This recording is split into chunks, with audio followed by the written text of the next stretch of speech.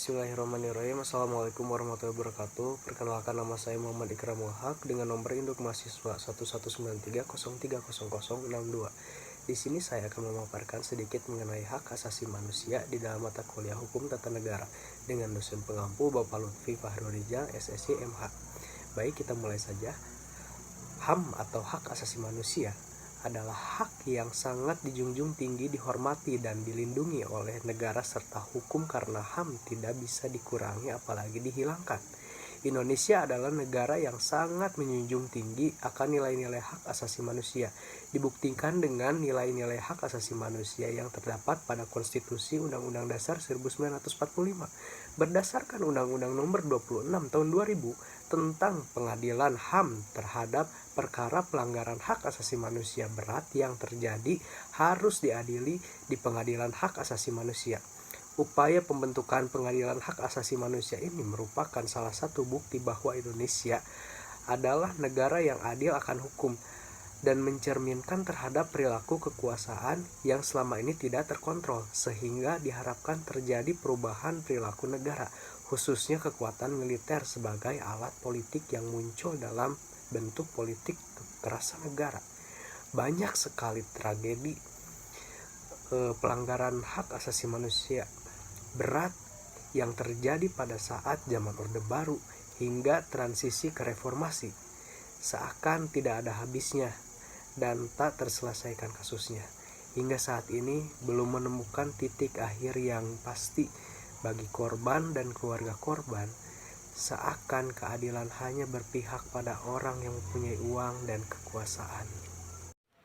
Baik, berikutnya adalah analisis dinamika perkembangan kasus pelanggaran hak asasi manusia di Indonesia. Salah satunya seperti ada beberapa kasus, seperti yang pertama ini adalah kasus pelanggaran paksa terhadap 14 aktivis.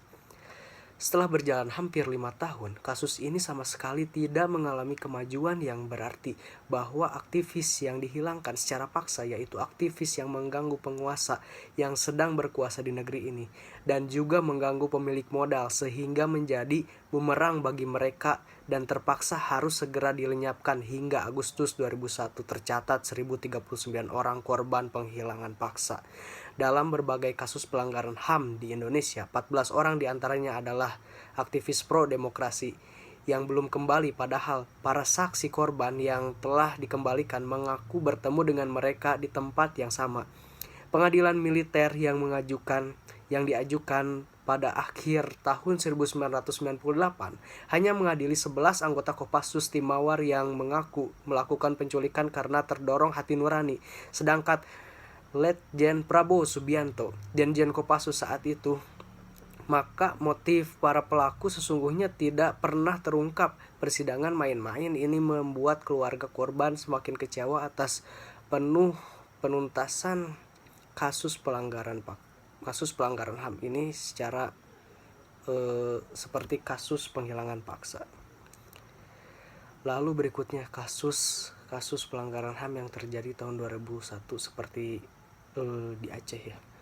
Pasca pencabutan status daerah operasi militer tidak berarti meredakan penderitaan rakyat sipil Aceh. Peristiwa-peristiwa pelanggaran HAM berupa pembunuhan, penyiksaan, penangkapan sewenang-wenang, dan penculikan masih terjadi dan masih menjadi bagian dari kehidupan sehari-hari, bahkan menunjukkan eskalasi yang kian meningkat.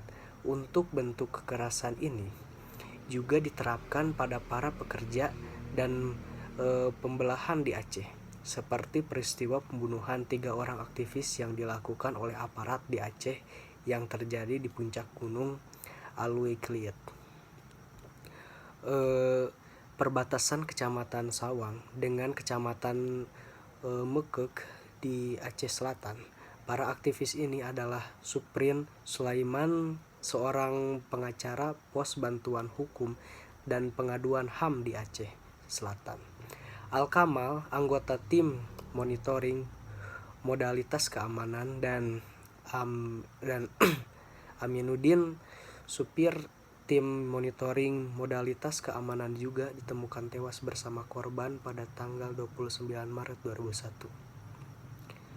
Peristiwa kekerasan tidak hanya terjadi antar negara dan masyarakat sipil atau antar negara dan kelompok bersenjata.